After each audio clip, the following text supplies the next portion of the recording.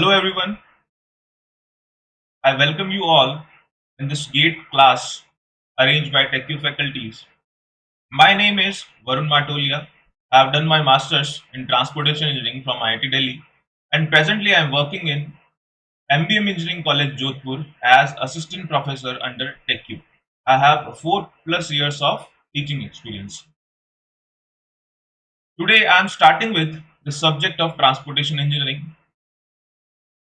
The subject of transportation engineering is very important in GATE examination. If you see, out of 70 to 75 marks of technical syllabus, we are getting on an average of 8 to 10 marks. If we compare it, it is more than 10%. And if we see the syllabus of the subject, the syllabus is not very large, it is precise.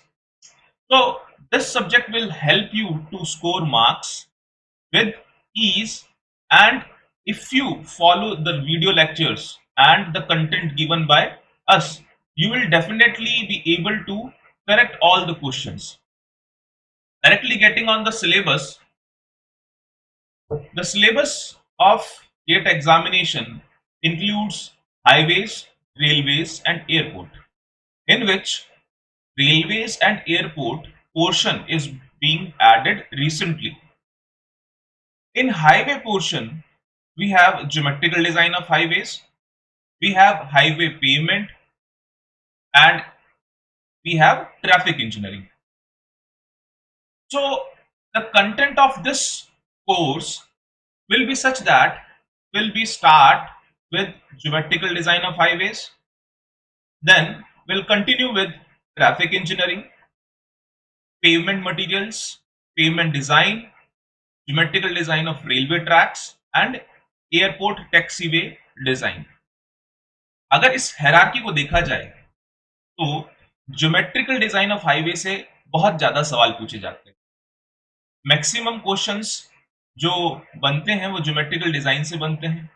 फिर second important topic हमारा traffic engineering रहेगा, जिसमें से traffic engineering के जितने भी सवाल आते हैं वो बहुत अच्छे सवाल गेट के अंदर पूछे जाते हैं. देन पेमेंट मटेरियल से भी अच्छे सवाल आते हैं. पेमेंट डिजाइन से बहुत ज्यादा सवाल डिजाइन से रिलेटेड नहीं आते, कॉन्सेप्ट से रिलेटेड जरूर सवाल पूछे जाते हैं. और क्योंकि geometrical design of railway tracks and airport design थोड़ा नया टॉपिक है, तो इसके हम कॉन्सेप्ट देखेंगे और देखेंगे किस तरह के सवाल इसमें से पूछे जा सकते हैं. चलिए आइए फटाफट हम इस सब्जेक्ट का स्टार्ट करते हैं with geometrical design.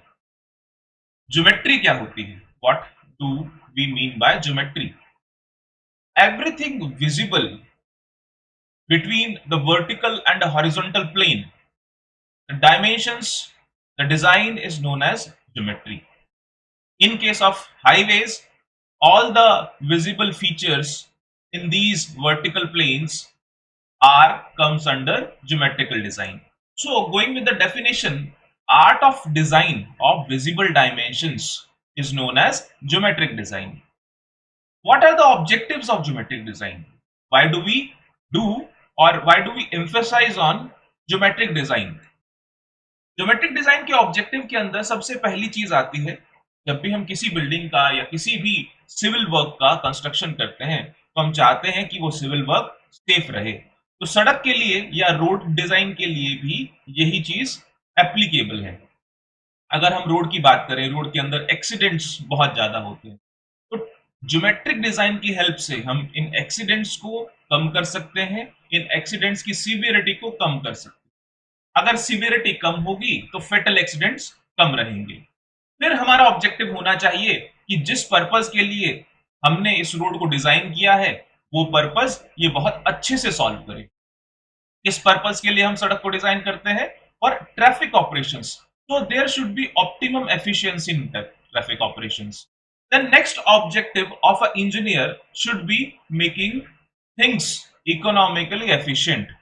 Means optimum economical resources को use करके optimum design हमारे पास में होना चाहिए. तो these are the objectives of geometric design. आइए देखते हैं कि एलिमेंट्स कौन कौन से हैं ज्योमेट्रिक डिजाइन के अंदर. ज्योमेट्रिक डिजाइन के अंदर हम बात करेंगे पहले रोड्स के क्लासिफिकेशन की. रोड्स जिनको हम डिजाइन करने वाले हैं उनको किस तरह से क्लासिफाई किया जाता है। और आगे जब हम इनकी नॉमेनक्लेचर को पढ़ेंगे और इसको हम इन फ्यूचर यूज करेंगे तो हमारे पास में आइडिया होना चाहिए कि रोड्स किस तरह से क्लासिफाई की गई थी। इसके बाद में हम व्हीकल पढ़ेंगे, व्हीकल के कैरेक्टरिस्टिक्स के बारे में जानेंगे कि सड़क पे चलने वाले व्हीकल्स किस तरह से कैरेक्टराइज किए जाते हैं। हमारे पास में जो रोड यूजर्स हैं जो उस व्हीकल को चलाते हैं, जैसे ड्राइवर्स, पैसेंजर्स एंड पेडिस्ट्रियंस, इनकी भी हमें कैरेक्टरिस्टिक्स के बारे में पता होना चाहिए। फिर हम देखेंगे टेरेन के बारे में। टेरेन होता है टोपोग्राफिकल, जो भी रिप्रेजेंटेशन है स्लोप का, वो टेरेन कहलाता है और इसकी वजह से भी डिजाइन में चेंजेस आते हैं। तो ये भी हमें पढ़ना है ज्योमेट्रिकल डिजाइन के अंडर में। देन डिजाइन स्पीड, बहुत इंपॉर्टेंट हमारे पास में एक पैरामीटर है जिसको यूज करके सारे के सारे जो डिजाइन हैं हम उनको इंप्लीमेंट करते हैं या फिर अप्लाई करते हैं। Then we have cross sectional element, जब किसी लॉन्गिट्यूडनल सीधी चलती हुई सड़क को बीच में से कट किया जाएगा तो कौन कौन से एलिमेंट्स हमें नजर आएंगे, ये हम देखेंगे क्रॉस सेक्शनल फीचर्स के अंदर। इसके बाद में हमारे पास में है side distance and curves. Side distance and curves वो इंपॉर्टेंट टॉपिक्स हैं जिनमें से मैक्सिमम सवाल पूछे जाते हैं हमारे गेट एग्जामिनेशन के अंदर। अगर साइड डिस्टेंस की बात करें तो इसमें से हम पढ़ेंगे SSD, that is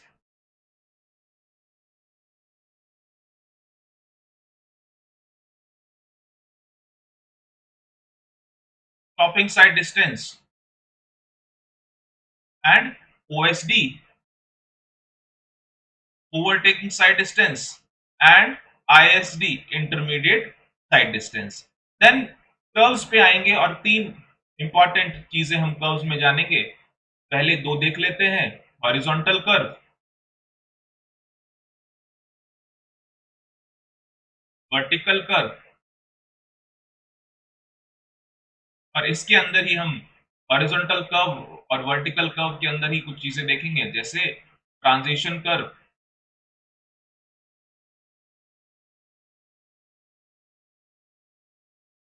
and super elevation.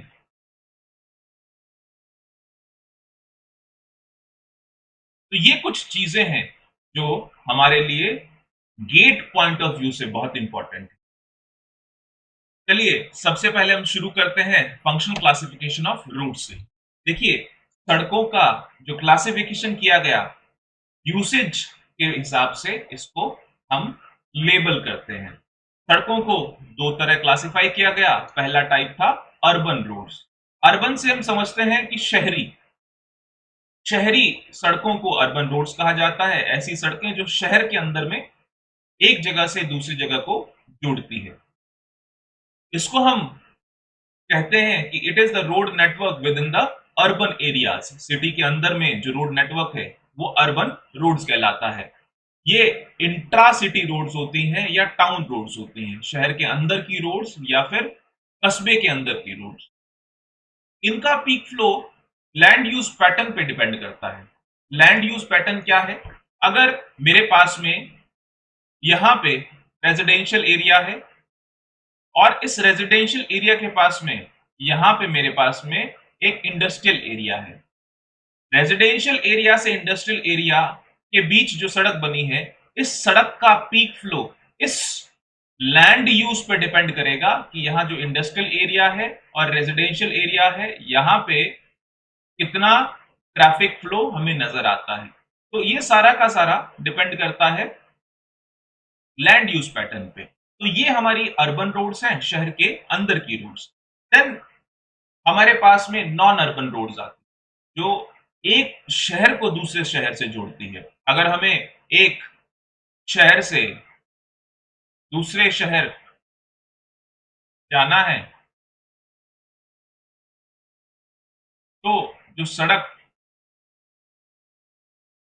इन दोनों को जोड़ेगी वो टाउन्स से होते हुए, विलेजेस से होते हुए, सिटीज से होते हुए जाएगी। तो various cities, various towns, various villages से होते हुए निकलने वाली सड़क को हम रूरल रोड कहते हैं या फिर नॉन अर्बन रोड्स कहते हैं।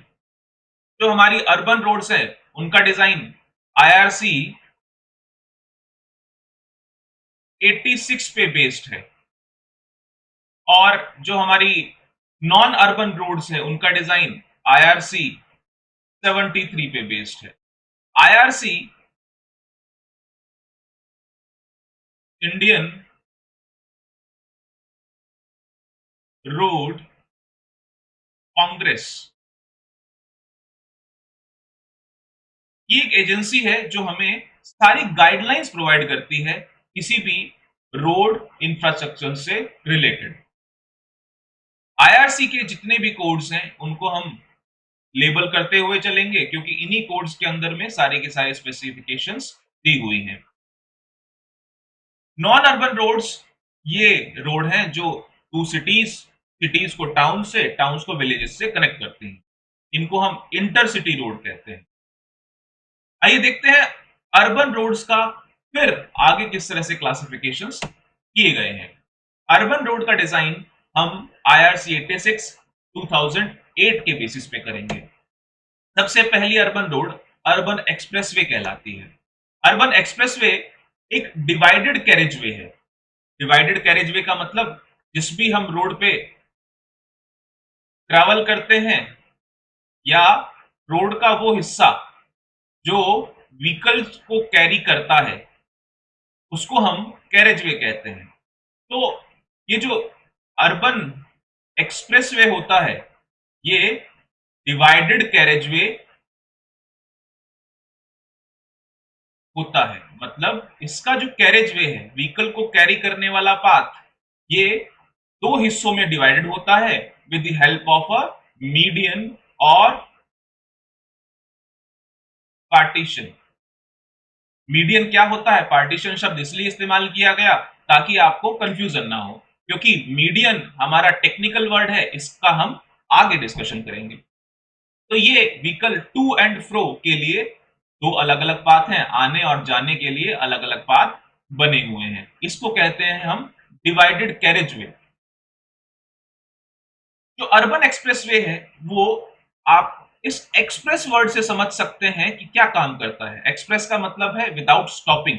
जब हम एक्सप्रेस ट्रेन की बात करते हैं तो एक्सप्रेस ट्रेन वो ट्रेन हैं जो एक स्टेशन से दूसरे स्टेशन जाने के लिए जो अनइम्पॉर्टेंट स्टेशन है वहां नहीं रुकती है। इसी तरह से जब हम एक लोकेशन से दूसरी लोकेशन पे ट्रेवल करते हैं इन एक्सप्रेस वेज के थ्रू, तो जो क्रॉस में आने वाली रोड्स हैं उसको अलाउ नहीं किया जाता कि वो इन हाईवेज के या फिर इन एक्सप्रेसवेज के ट्रैफिक के साथ में इंटरफेयर करें। तो क्या किया जाता है? इनको डिजाइन किया जाता है ग्रेड सेपरेटेड इंटरसेक्शंस के साथ में। ये ग्रेड सेपरेटेड क्या होता है? ग्रेड का मतलब होता है लेवल।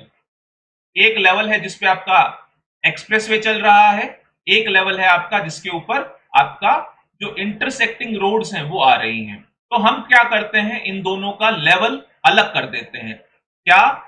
हाईवे या एक्सप्रेसवे जो आपका है उसको ऊंचा कर देते हैं यूजिंग फ्लाईओवर्स। तो एक इंटरसेक्टिंग रोड के ऊपर से आपका ये एक्सप्रेसवे निकल गया, तो इंटरसेक्टिंग रोड के साथ में आपके एक्सप्रेसवे का इंटरेक्शन नहीं हुआ, तो ट्रैफिक डिस्टर्ब नहीं हुआ। तो यहाँ पे जो एक्सप्रेसवे बनाया जाता है वो एक पॉइंट से दूसरे पॉइंट तक विदाउट एनी डिस्टर्बेंस व्हीकल को पहुंचाने के लिए बनाया जाता है।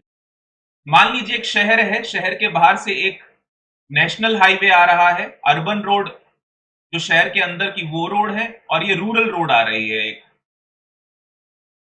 और एक दूसरी रोड है जो शहर से बाहर रूरल रोड है, दो शहरों को जोड़ने वाली है। तो इन दोनों नेशनल हाईवेज को, नेशनल हाईवे क्या होते हैं थोड़ी देर में बात करेंगे, लेकिन आप समझते हैं नेशनल हाईवे क्या है।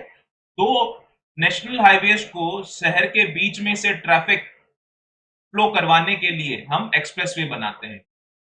तो एक बात तो आपको समझ में आ गई होगी, जो एक्सप्रेसवे है उसमें इंटरेक्शन नहीं होता, कोई डिस्टरबेंस नहीं होती, तो ये हाई स्पीड रोड्स हैं और क्या काम करती है, रीजनल और गुड्स के ट्रैफिक को एकदम तेजी से निकलने में हेल्प करती है। Then we have service roads on both sides.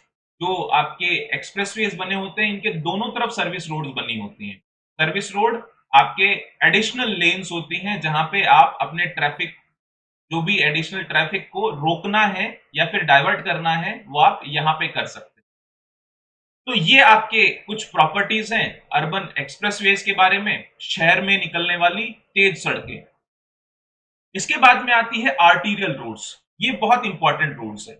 Arterial roads शहर के भीतरी ट्रैफिक को मूव करवाती है। एक्सप्रेसवे बहुत इंपॉर्टेंट रोड्स हैं जो कि एक पॉइंट से दूसरे पॉइंट तक बहुत फास्ट चलती हैं।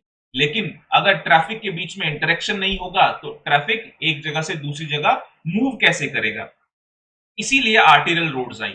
जब इंटरेक्शन यहां नहीं हुआ तो ये जो रोड्स थी इनको हम आर्टीरियल कैटेगरी में रखते हैं। जो क्या काम करती है, ये व्हीकल के ट्रैफिक को मूव करने के लिए प्राइमरी रोड है।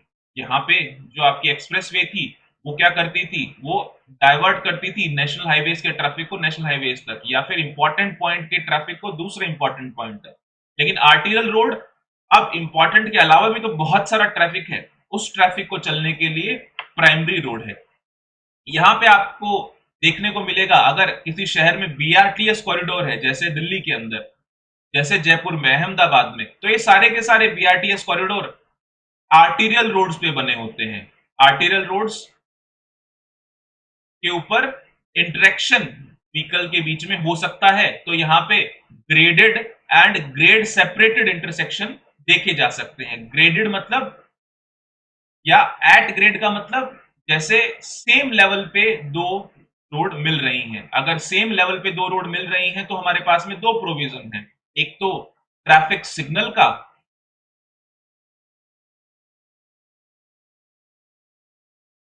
और दूसरा रोटरी का। तो इन दोनों प्रोविजंस को यूज करके हम एट ग्रेड इंटरसेक्शन बना सकते हैं। दूसरा ग्रेड सेपरेटेड, आपको पता है ग्रेड सेपरेटेड हम फ्लाईओवर्स को यूज करके बनाते हैं।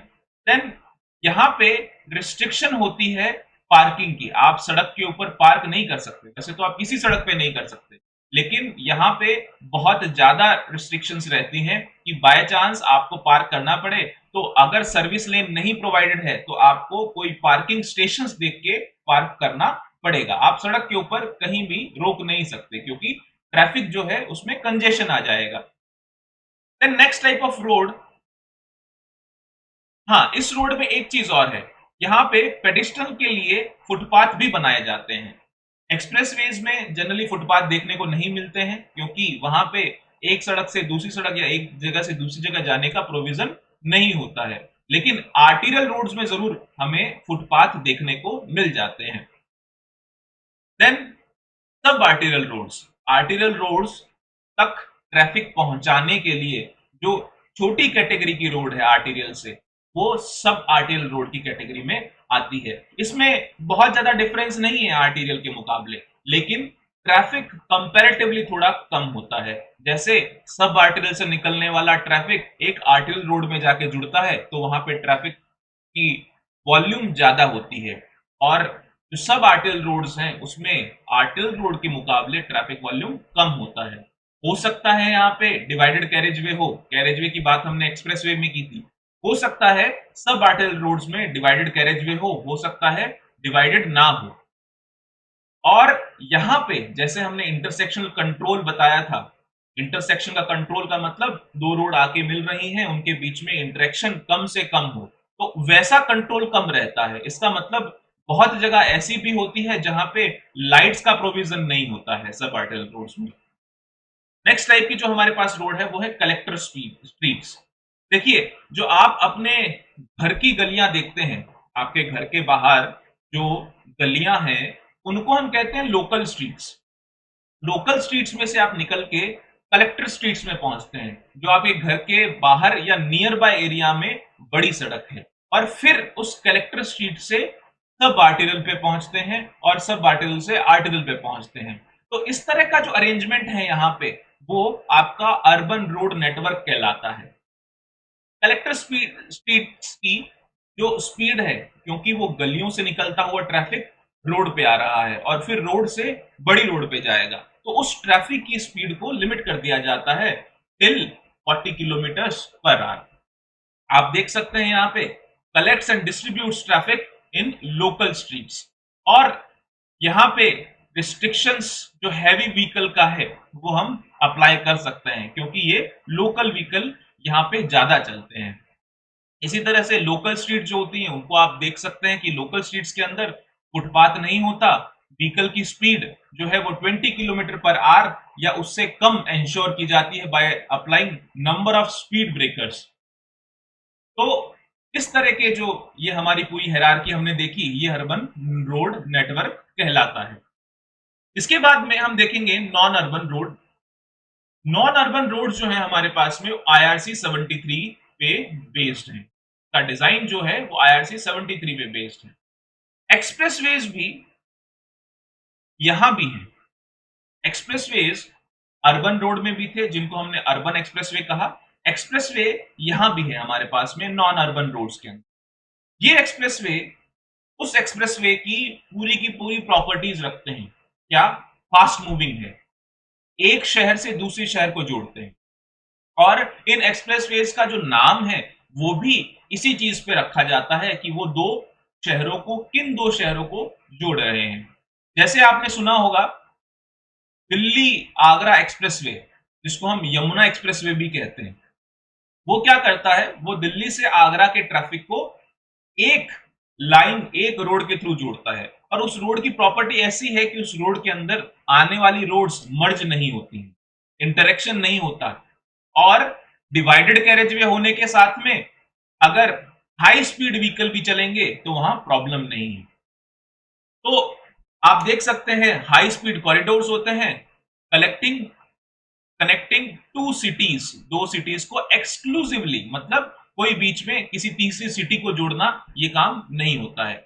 जो क्रॉस रोड्स होंगी वो ग्रेड सेपरेटेड रहेगी, फ्लाईओवर्स बने होंगे, फेंसिंग रहेगी रोड के दोनों तरफ, ताकि कोई इधर या उधर से कोई भी इलीगल एंट्री उस सड़क के ऊपर ना हो। अगर फास्ट मूविंग व्हीकल है और कोई इलीगल एंट्री आपको उस सड़क पे मिलती है तो it will cause accidents, and primary objective was to reduce accidents. तो यहां पे हम एक्सप्रेसवेज की बात कर रहे हैं जो सबसे फास्ट हमारे व्हीकल्स को मूव करने के लिए काम में आते हैं। अगर आप अपने मैप को देखें, गूगल मैप को, तो अगर आप जूम करेंगे तो सबसे बड़ी रोड जब आपको नजर आएंगी तो आप देखेंगे सबसे बड़ी रोड या जो सबसे थिक लाइन से रोड को रिप्रेजेंट किया गया है वो आपके एक्सप्रेसवेज हैं। आप ध्यान से देखें कभी भी गूगल मैप को खोल के, तो एक्सप्रेसवेज आपको एक्सक्लूसिवली नजर आएंगे। आप कमेंट में मुझे बताएं कि आपके घर के पास कौन सा एक्सप्रेसवे अवेलेबल है। इसके बाद हम चलते हैं नेशनल हाईवेज की ओर। नेशनल हाईवेज नेशन के लिए बहुत इंपॉर्टेंट है। सबसे इंपॉर्टेंट रोड नेशन के लिए इकोनॉमिक ग्रोथ जब हम बात करते हैं तो ये बहुत इंपॉर्टेंट होती है। इकोनॉमिक ग्रोथ के लिए गुड्स का ट्रैफिक बहुत इंपॉर्टेंट है। तो ये नेशनल हाईवेज गुड्स का traffic, defence and passenger traffic, ये सभी के मूवमेंट के लिए काम में आता है। ये रोड्स दो स्टेट को जोड़ती है। Unlike expressways, they allow intersection of different roads. Expressways के अंदर हमने देखा था कि वहां पे दो डिफरेंट रोड्स का इंटरसेक्शन अलाउ नहीं किया जाता था, लेकिन उससे विपरीत नेशनल हाईवेज में सारे ट्रैफिक को लेके चलने के लिए इंटरसेक्शंस अलाउ किए जाते हैं, लेकिन वहां पे कुछ सेफ्टी मेजर्स लिए जाते हैं। नेशनल हाईवेज को बनाने की जिम्मेदारी नेशनल एजेंसीज की होती है। नेशनल एजेंसीज NHAI की फंडिंग कहां से आती है? सेंटर इसको फंड करता है। आपका सेंट्रल गवर्नमेंट इस नेशनल हाईवेज के जितने भी प्रोजेक्ट्स होते हैं उनको ये फंड करता है। हमने बात की नेशनल हाईवेज दो स्टेट्स को कनेक्ट करते हैं, एक स्टेट से दूसरे स्टेट को कनेक्ट करने के लिए नेशनल हाईवेज को काम में लिया जाता है। तो आपसे सवाल है, ऐसे कौन से नेशनल हाईवेज हैं जो एक स्टेट के भीतर ही सीमित हैं? व्हाट आर द और name the national highways which are restricted inside a state only. दो स्टेट्स को कनेक्ट नहीं कर रहे हैं। अगर आपको नॉलेज है तो कमेंट बॉक्स में आप लिख सकते हैं। Then next one is state highway. State importance की सड़कें जो स्टेट के लिए बहुत इंपॉर्टेंट है, जो स्टेट में डिस्ट्रिक्ट हेडक्वार्टर से इंपॉर्टेंट सिटीज को कनेक्ट करती हैं। स्टेट के अंदर हमारे पास में ऐसी जगह है जहां से प्रोडक्शन होता है और मार्केट तक जाता है, तो वो प्रोडक्शन मार्केट अलग अलग सिटीज से, बड़ी सिटीज से किस तरह से कनेक्ट किया जाता है, वो स्टेट हाईवेज के द्वारा किया जाता है। ये स्टेट हाईवेज इंटर स्टेट, जो नेशनल हाईवेज थे वो काम करते थे इंटर स्टेट का, और जो स्टेट हाईवेज हैं वो काम करते हैं इंट्रा स्टेट ट्रैफिक मूवमेंट का। इसको कंस्ट्रक्ट करने की, मेंटेन करने की जिम्मेदारी स्टेट एजेंसीज की होती है, लेकिन इसके लिए ग्रांट्स सेंट्रल गवर्नमेंट प्रोवाइड करती है। Then next is major district roads, MDR. Major district roads दो डिस्ट्रिक्ट के इंपॉर्टेंट पॉइंट्स को जोड़ने का काम करती है। आप हायरार्की देखते जाएं, नेशनल हाईवे देश के दो इंपॉर्टेंट पॉइंट अलग अलग स्टेट में हो सकते हैं। स्टेट हाईवे स्टेट के अंदर इंपॉर्टेंट पॉइंट्स अलग अलग डिस्ट्रिक्ट में हो सकते हैं। मेजर डिस्ट्रिक्ट रोड उस डिस्ट्रिक्ट के इंपॉर्टेंट पॉइंट्स लेकिन सेम डिस्ट्रिक्ट में या फिर अलग अलग डिस्ट्रिक्ट में होंगे तो उनको हम स्टेट हाईवे कह देंगे। तो मेजर डिस्ट्रिक्ट रोड एक स्टेट के भीतर के अलग अलग पॉइंट्स को जोड़ने वाले, इंपॉर्टेंट पॉइंट्स को जोड़ने वाले जो रोड्स हैं उनको हम मेजर डिस्ट्रिक्ट रोड्स कहेंगे। इनको कंस्ट्रक्ट करने की जिम्मेदारी स्टेट की होती है और ग्रांट भी स्टेट ही देती है। देन अदर डिस्ट्रिक्ट रोड लगभग मेजर डिस्ट्रिक्ट रोड के जैसा ही है, लेकिन इंपॉर्टेंस थोड़ी सी कम है क्योंकि थोड़े से कम इंपॉर्टेंट पॉइंट्स को ये कनेक्ट करता है। एंड देन विलेज रोड्स, ऐसी रोड्स जो विलेजेस में प्रोडक्शन से लेके जो मार्केट सेंटर्स है वहां तक जोड़ने वाली रोड, या विलेजेस को अदर डिस्ट्रिक्ट रोड से या एमडीआर से जोड़ने वाली रोड्स विलेज रोड्स कहलाती हैं। तो हमने हायरार्की यहां पे देखी, सबसे पहले एक्सप्रेसवेज थे,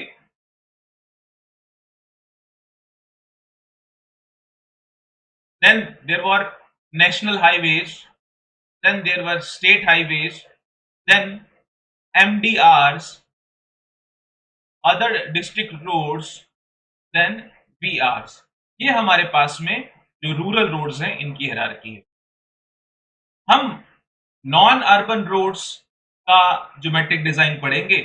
अर्बन रोड्स का ज्योमेट्रिक डिजाइन आईआरसी ने जो प्रोवाइड किया है वो आप बिल्कुल साइड बाय साइड रख के देख सकते हैं, लेकिन सवाल जो पूछे जाते हैं गेट एग्जामिनेशन के अंदर, जिस चीज को कंसिडर किया जाता है वो आईआरसी 73 नॉन अर्बन रोड्स के डिजाइन को कंसिडर किया जाता है। तो आप ध्यान से बिल्कुल इस नॉन अर्बन रोड्स के डिजाइन को पढ़ेंगे। यहां से आपको हायरार्की क्लियर होनी चाहिए। इसके बाद हम चलते हैं हमारे टेरेन के ऊपर। टेरेन क्या है? टेरेन किसी भी लोकेलिटी का साइड स्लोप है। साइड स्लोप कैसे? मान लेते हैं यहां पे आपको एक पहाड़ नजर आ रहा है, इस पहाड़ का जो स्लोप होगा as compare to the horizontal, इसको हम कहेंगे टेरेन, या फिर इसको हम क्रॉस स्लोप या टोपोग्राफी कहेंगे।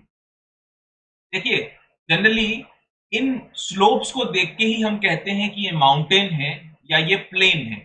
अगर ये स्लोप लगभग 0 से 10 के बीच में है तो इसको हम कहेंगे प्लेन टेरेन। अगर ये 10 से 25 के बीच में है तो इसको हम कहेंगे रोलिंग टेरेन। अगर ये 25 से 60 के बीच में है, बहुत ये ऊंचा है जैसा कि आपको फिगर में नजर आ रहा है, तो हम इसको कहेंगे माउंटेनियस टेरेन। और अगर ये 60 से भी ज्यादा है तो ये कहलाएगा स्टीप टेरेन।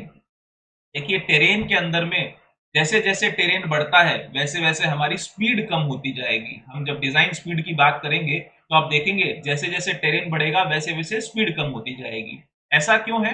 क्योंकि जब हम यहाँ पे इन हायर टेरेन्स के ऊपर व्हीकल का मूवमेंट करते हैं तो उस व्हीकल के मूवमेंट के लिए हमें जो कर्व्स हैं वो देने पड़ते हैं। जब हम कर्व्स देंगे तो कर्व्स में हाई स्पीड व्हीकल इतने टेरेन के ऊपर सेफ नहीं रहेंगे, तो इसलिए हमें डिजाइन स्पीड जो है वो कम करनी पड़ेगी। तो आपको यहाँ पे समझ में आया टेरेन क्या है। टेरेन किसी भी इलाके का जनरल स्लोप है, और इसको जनरल स्लोप इसलिए कहा गया क्योंकि ये कुछ स्ट्रेच के लिए एप्लीकेबल होता है। ये ऐसा नहीं है कि एक पॉइंट के लिए एप्लीकेबल है, ये किसी स्ट्रेच के लिए, पर्टिकुलर स्ट्रेच के लिए एप्लीकेबल रहेगा। देन बात करते हैं डिजाइन स्पीड की। हमने अभी देखा कि टेरेन किस तरह से डिजाइन स्पीड को इफेक्ट कर सकता है। तो यहां पे आप नंबर्स में भी देख सकते हैं। नेशनल हाईवे और स्टेट हाईवे के लिए देखिए यहां पे रूलिंग का मतलब है मैक्सिमम,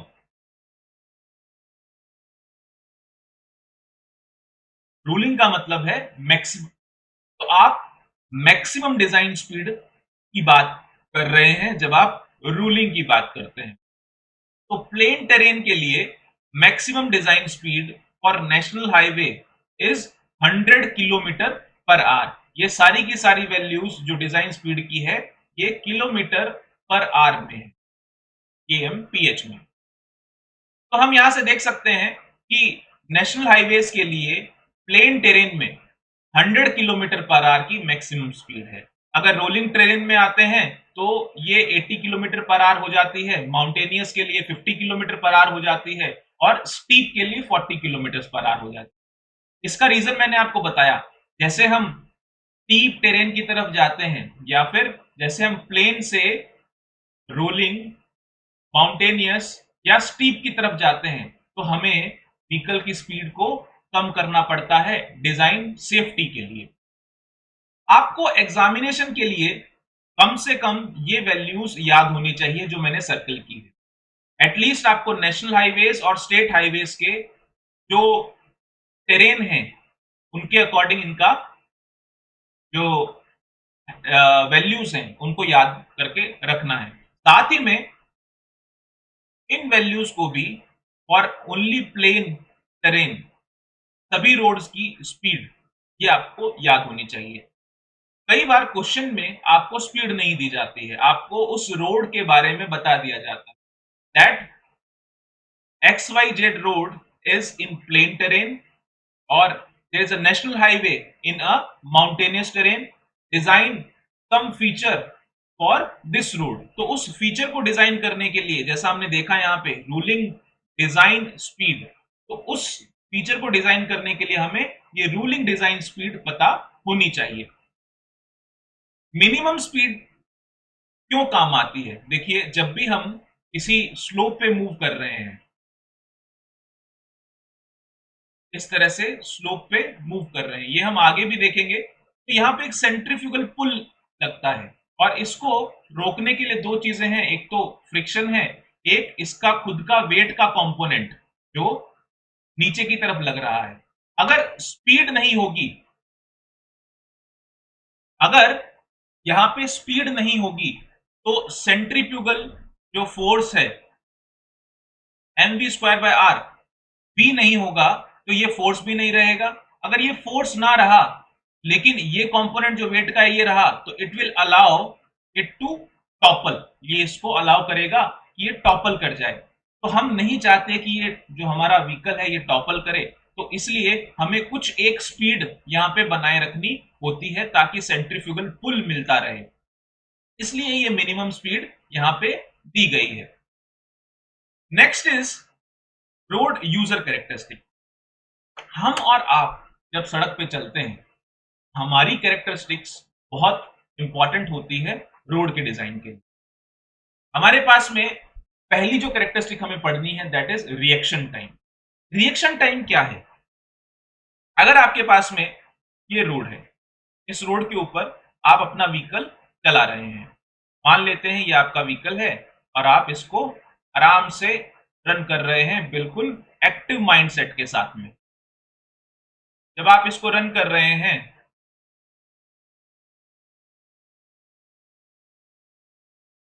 और आपके सामने यहां पे आ गया एक ऑब्स्टेकल, यहां पे आप बैठे हैं, सामने आ गया ऑब्स्टेकल। ऑब्स्टेकल को देख के आपके किस तरह के रिएक्शन आते हैं और उसके लिए आप क्या टाइम लेते हैं? मतलब रिएक्शन क्या होगा, या तो आप ब्रेक मारेंगे या साइड से होके निकलेंगे या उसके ऊपर से होते हुए निकल जाएंगे अगर ऑब्स्टेकल बहुत डिफिकल्ट ना हुआ तो। डिफिकल्ट का मतलब है कि उसके ऊपर से ना निकला जा सके। तो इसका जो टाइम लिया हमने इस डिसीजन को लेने का, ये हमारे लिए बहुत इंपॉर्टेंट।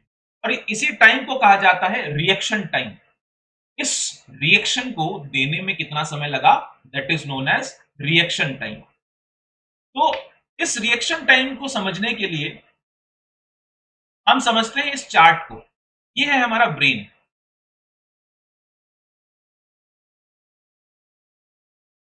हमारे हर एक पोर्शन में, हर एक सेंस के अंदर, जहां हम बोलते हैं कि हमारे सेंसेस हैं, हर एक सेंस के अंदर सेल्स बनी हुई हैं, जो सेल्स हमारे न्यूरॉन के थ्रू ब्रेन तक इंफॉर्मेशन पहुंचाती है। तो जैसे ही हमें पता चला आईज के थ्रू, आंखों के थ्रू, कि हमने एक ऑब्जेक्ट रखा हुआ देखा है, तो यहां से हमें ये जो इंफॉर्मेशन है ये ब्रेन तक पहुंचानी है। तो ये प्रोसेस कहलाता है perception. Perception, the process of sending information from the sense to the brain is known as perception। Perception होने के बाद में ये जो इंफॉर्मेशन थी ये आपके ब्रेन में गई। आपके ब्रेन में दो फंक्शन होते हैं, एक होता है इंटेलेक्ट। इंटेलेक्ट का मतलब होता है सोचना, इंटेलेक्शन।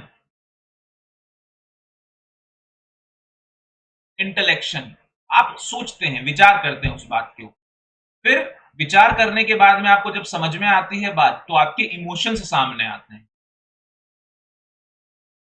इमोशन, तो ये दो प्रोसेस आपके दिमाग में होते हैं। आपको दिखा सामने एक ऑब्जेक्ट पड़ा है, एक पेड़ कटा हुआ रखा है सड़क के ऊपर, आपने फटाफट से इंफॉर्मेशन दिमाग में पहुंचाई, दिमाग को पता चला अच्छा एक पेड़ कटा हुआ रखा है। आपके दिमाग में इमोशंस आए, गुस्सा आया, अरे ये किसने काट के रख दिया। आपके दिमाग में डर हो, अरे एक्सीडेंट हो जाएगा। तो इस तरह के इमोशंस आप अपने इंटेलेक्ट के बाद में, सोचने के बाद में आपको आते हैं। इन इमोशंस के बाद में आता है आप उसको किस तरह से एग्जीक्यूट करते हैं, उस एक्शन को किस तरह से लेते हैं जो आपको आगे लेना है। तो आपका ब्रेन बताता है कि आपको ब्रेक मारना है, तो इस प्रोसेस को हम कहते हैं वॉल्यूशन।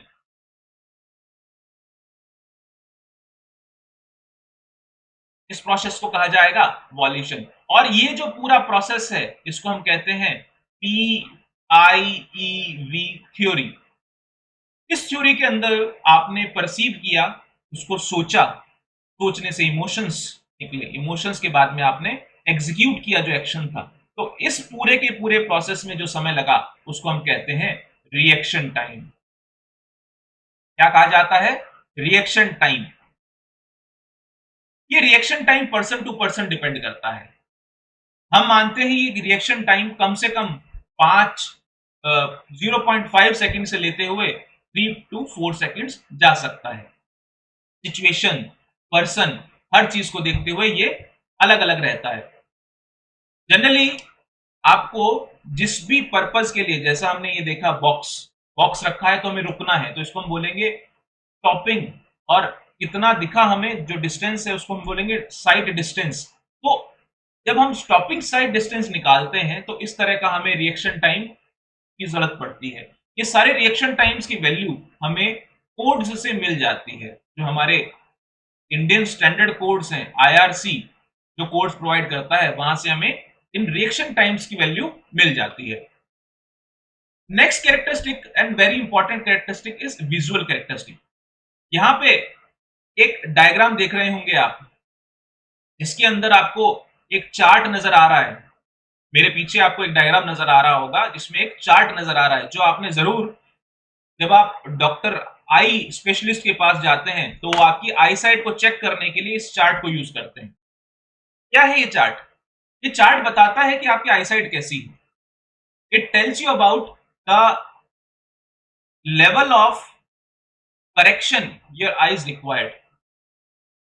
अगर इन वैल्यूज को देखें या हम सिंपली बात करें, आप जनरली सुनते हैं कि 6x6 आई विजन होना चाहिए। 6x6 आई विजन का क्या मतलब है? 6x6 का मतलब है अगर 6 मीटर दूर कोई ऑब्जेक्ट रखा है तो वो हमें क्लियर नजर आना चाहिए, या उस लेवल का नजर आना चाहिए जो एक सामान्य व्यक्ति को नजर आता है। 6 मीटर दूर तक हमारी आई साइट की जो रेज है वो पैरेलल रहती है, ऐसा हम मानते हैं। 6 मीटर तक कोई इंटरेक्शन नहीं होता उनमें। तो 6 मीटर को एक बेंचमार्क माना गया और ऑब्जेक्ट रखा गया जो कि 1 मिनट के आर्क से 1 मिनट के आर्क से डिस्प्लेस्ड था। अगर वो हमें ऑब्जेक्ट नजर आता है साफ साफ, या जो दो ऑब्जेक्ट रखे गए हैं जो 1 मिनट के आर्क से डिस्प्लेस्ड हैं, तो इन दोनों के बीच में अगर हमें वो गैप नजर आ रहा है और इन दोनों को मैं साफ साफ आइडेंटिफाई कर पा रहा हूं, तो मैं कहूंगा मेरी आई का विजन 6/6 है। अगर फीट में बात करें तो इसको कहते हैं 20/20 विजन।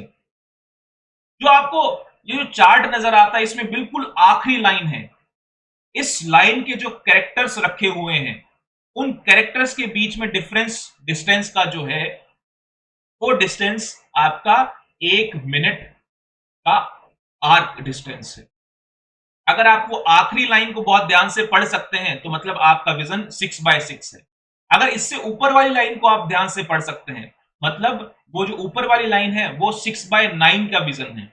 6/9 का मतलब क्या है, आप के सामने एक ऑब्जेक्ट रखा 6 मीटर पे, अब आप उसे साफ साफ देख पा रहे हैं, लेकिन जो सामान्य आंखों वाला व्यक्ति है, जो परफेक्ट आई विजन वाला पर्सन है, वो उस ऑब्जेक्ट को 9 मीटर दूर से भी उतना परफेक्टली देख सकता है जो आप 6 मीटर दूर से देख रहे हैं। मतलब आपकी आंख उसको 6 मीटर दूर से पहचान रही है और जो परफेक्ट आई विजन वाला पर्सन है उसको 9 मीटर दूर से पहचानेगा। तो ये जो आपका क्लासिफिकेशन है ये इस तरह से कहता है कि आपका आई विजन 6/9 है। अगर 6/36 बताया जाए, इसका क्या मतलब है, आप जो चीज 6 मीटर पे साफ साफ देख रहे हैं, जो परफेक्ट आई वाला पर्सन है वो 36 मीटर पे उस ऑब्जेक्ट को रख दो तो वो साफ साफ देख पाएगा। तो ये आपका क्लासिफिकेशन है। ये हमें ट्रैफिक इंजीनियरिंग या ज्योमेट्रिक डिजाइन के अंदर बहुत इंपॉर्टेंट है, क्योंकि जब आप सिग्नल्स लगाते हैं तो दूर से आपको सिग्नल नजर आने चाहिए।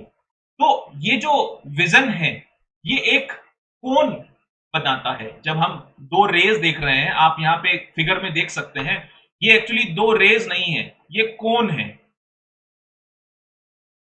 ये दूसरा कोन है। इनको कहा जाता है कोन ऑफ विजन। क्या कहा जाता है, कोन ऑफ विजन।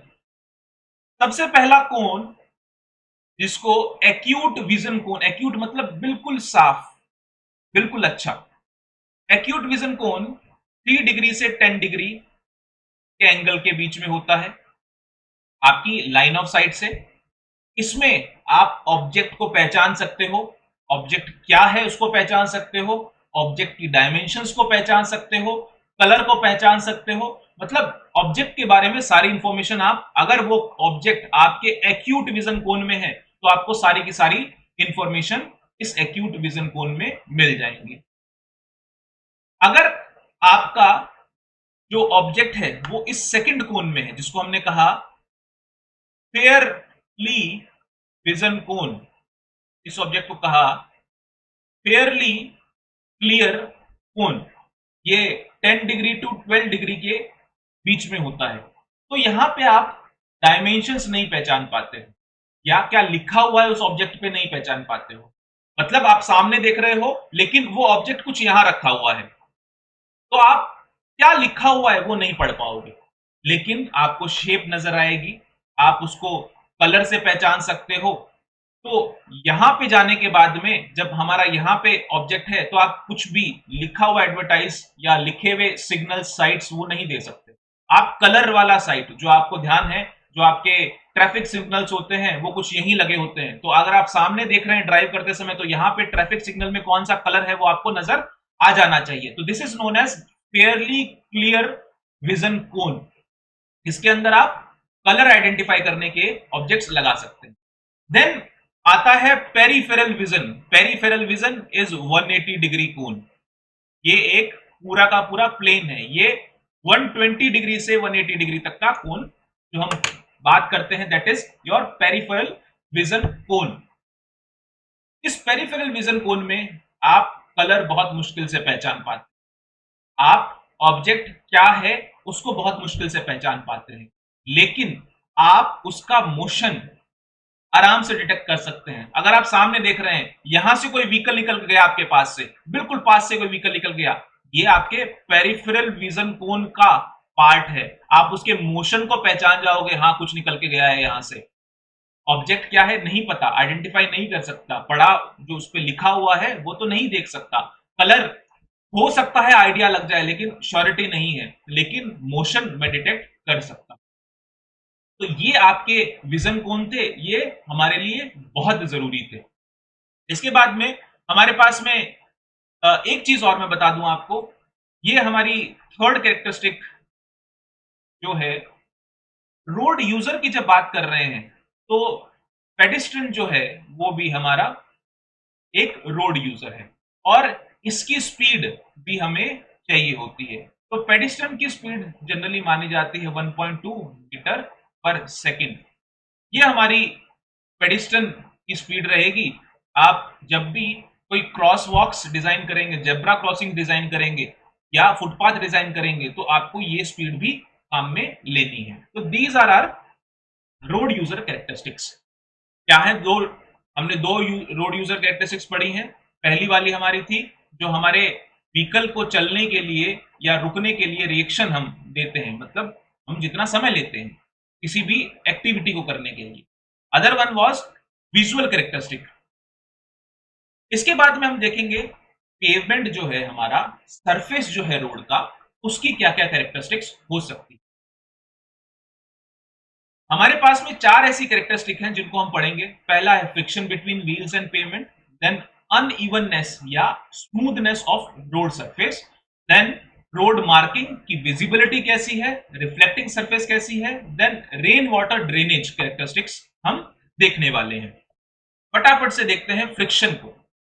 देखिए फ्रिक्शन हम दो तरह से आइडेंटिफाई कर सकते हैं। एक तो होता है लॉन्गिट्यूडनल फ्रिक्शन, मैं जिस डायरेक्शन में बढ़ रहा हूं उस डायरेक्शन को मैं कहूंगा लॉन्गिट्यूडनल डायरेक्शन, और इस डायरेक्शन में जो फ्रिक्शन लग रहा है इसको मैं कहूंगा लॉन्गिट्यूडनल फ्रिक्शन।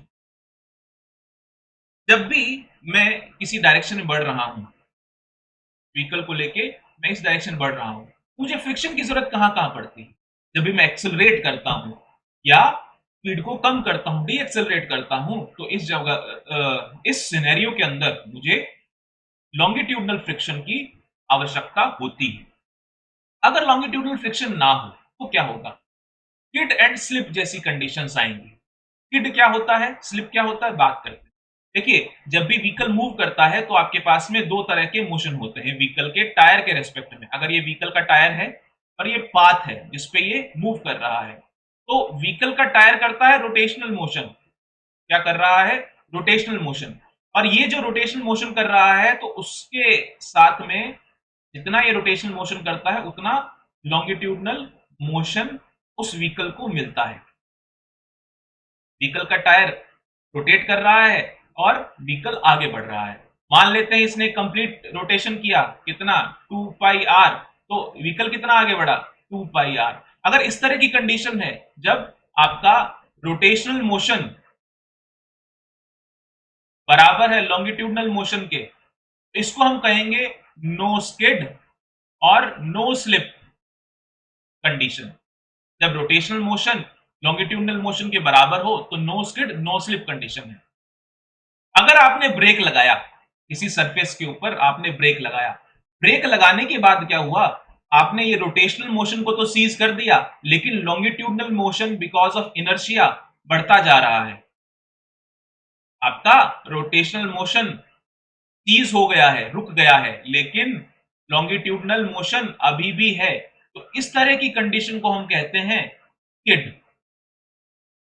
आप जनरली सुनते हैं स्किड मार्क्स। स्किड मार्क्स क्या होता है? आप जब ब्रेक लगाते हैं, ब्रेक लगाने के बाद में वो टायर थोड़ी देर तक आगे मूव करता है बिना रोटेशन के, तो टायर के ऊपर जो मटेरियल है वो आपके पेवमेंट के ऊपर लग जाता है और वो मार्क्स बना देता है टायर के। इसको कहते हैं स्किड मार्क्स, जब आपने रोटेशनल मोशन को सीज कर दिया और लॉन्गिट्यूडनल मोशन अभी भी एग्जिस्ट कर रहा है। अगर आपका लॉन्गिट्यूडनल मोशन नहीं हो रहा लेकिन टायर घूमता जा रहा है, ऐसी कंडीशन में आपने देखी है जब टायर घूमता जा रहा है और लॉन्गिट्यूडनल मोशन नहीं हो रहा, मतलब इतना फ्रिक्शन अवेलेबल नहीं है यहां पे कि वो इसको रजिस्ट करके लॉन्गिट्यूडनल मोशन दे सके, तो इसको कंडीशन को जिसमें आपका रोटेशनल मोशन ज्यादा है लॉन्गिट्यूडनल मोशन से, इसको हम कहते हैं स्लिप कंडीशन। क्या कहते हैं? Slip condition. तो स्किड एंड स्लिप जैसी प्रॉब्लम अगर फ्रिक्शन ना हो रोड में, लॉन्गिट्यूडनल फ्रिक्शन ना हो रोड में, तो हमें देखने को मिलती है। लॉन्गिट्यूडनल फ्रिक्शन की वैल्यू स्पीड पे डिपेंड करती है व्हीकल के। ये कुछ वैल्यूज हैं, अगर आप देखें तो जो फ्रिक्शन है उसकी वैल्यू 0.35 से लेके 0.4 के बीच में लाई करती है। जैसे जैसे हमारी वेलोसिटी बढ़ रही है, स्पीड बढ़ रही है, वैसे वैसे हमारा जो फ्रिक्शनल की कोफिशिएंट ऑफ फ्रिक्शन की वैल्यू है वो कम होती जा रही है। आपको ये वैल्यूज ध्यान रखनी है। जनरली आपको ये दो वैल्यूज काम में आती हैं। इन दोनों के लिए आपको पता है कि 0.35 की वैल्यू है, तो आप कम से कम 0.35 फॉर लॉन्गिट्यूडनल फ्रिक्शनल कोफिशिएंट ध्यान रखें। Then comes lateral friction coefficient. Lateral friction coefficient कहां काम में आता है? जब आपका व्हीकल किसी कर्व के ऊपर मूव कर रहा है। अगर इस तरह का कर्व है, इसको हम हॉरिजॉन्टल कर्व कहते हैं, और इसके ऊपर आपका व्हीकल मूव कर रहा है, तो इसको एक सेंट्रीफ्यूगल पुल मिलेगा बाहर की तरफ। तो उसको रजिस्ट करने के लिए एक लेटरल फ्रिक्शन हमें मिलता है, और इसकी कॉफिशिएंट की वैल्यू होती है 0.5।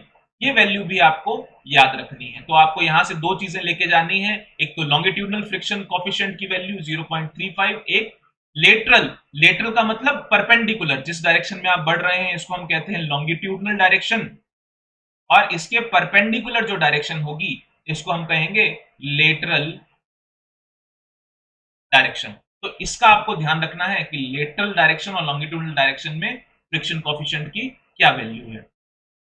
Then unevenness. हम सड़क पे हैं, सड़क की सरफेस को अगर हम देखें तो सड़क की सरफेस बहुत स्मूथ नहीं है, अनइवन है, कहीं से ऊपर, कहीं से नीचे, कहीं से थोड़े से क्रैक्स हैं। तो ये जो अंडुलेशंस हैं इसको हम कहते हैं अनइवननेस। क्या ऐसी सड़क पे आपको चल के मजा आएगा जहां पे इतना ज्यादा अंडुलेशंस हो? तो ऐसी सड़क के अंडुलेशंस को काउंट करने के लिए या मेजर करने के लिए CRRI, that is central road research institute ने डेवलप किया बम्प इंडिकेटर। बम्प का मतलब झटका। बम्प इंडिकेटर इन्होंने डेवलप किया। बम्प इंडिकेटर क्या काम करता है? बम्प इंडिकेटर को एक व्हीकल के पीछे एक दो टायर्स के साथ में एक अरेंजमेंट है, उसको बांध दिया जाता है और उस व्हीकल को रन किया जाता है। नंबर ऑफ रन्स देते हैं उस पेमेंट के ऊपर, तो वहां पे कितना अनइवननेस है उसको ये मेजर करता है। According to unevenness index, the cumulative undulation, मतलब ये 1 सेंटीमीटर हुआ, ये आधा सेंटीमीटर हुआ, इस तरह से हमने सब इंडिकेटर्स को, जो भी यहाँ पे अंडुलेशन है, इनको बम्प इंडिकेटर की हेल्प से काउंट कर लिया। और काउंट करने के बाद में क्यूमुलेटिव अंडुलेशंस को जब हम देखते हैं, अगर वो 1500 mm पर किलोमीटर रन से कम है तो हम कहते हैं कि हाईवे अच्छा हाईवे है, या जो पेमेंट बनाया है वो अच्छा साफ सुथरा पेमेंट है, इसमें ये स्मूथ पेमेंट है। अगर 2500 mm से कम है तो हम कहते हैं सेटिस्फैक्ट्री है, बहुत अच्छा नहीं है। अगर ये 3200 mm से कम है तो हम कहेंगे कंफर्टेबल नहीं है, इसको चेंज किया जाना चाहिए। तो ये हमारे पास में एक, आज के लेक्चर में हमने कहां तक पढ़ा? हमने अनइवननेस तक पढ़ लिया है। नेक्स्ट लेक्चर में हम देखेंगे क्या क्या और प्रॉपर्टीज होती है हमारे पेमेंट की। तब तक आप जो हमने पढ़ा उसको रिवाइज करें और नेक्स्ट लेक्चर में हम मिलते हैं। चलिए, धन्यवाद।